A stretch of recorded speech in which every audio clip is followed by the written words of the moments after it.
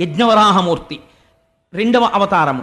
మూడవ అవతారము సంసారమునందు బద్ధులై కర్మాచరణము ఎలా చెయ్యాలో కూడా తెలియక కామమునకు అర్థమునకు వశులైపోయినటువంటి లోకుల్ని ఉద్ధరించడం కోసమని చతుర్ముఖ బ్రహ్మగారిలోంచి పైకి వచ్చినటువంటి మహానుభావుడైనటువంటి నారదుడు. అది మూడవ అవతారం.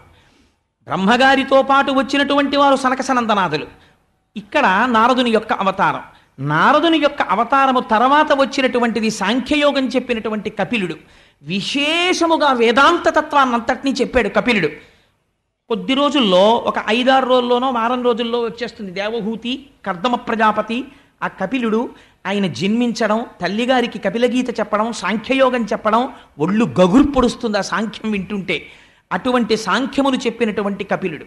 ఆ కపిలుని యొక్క అవతారము తర్వాత వచ్చినటువంటి అవతారము దత్తావతారము.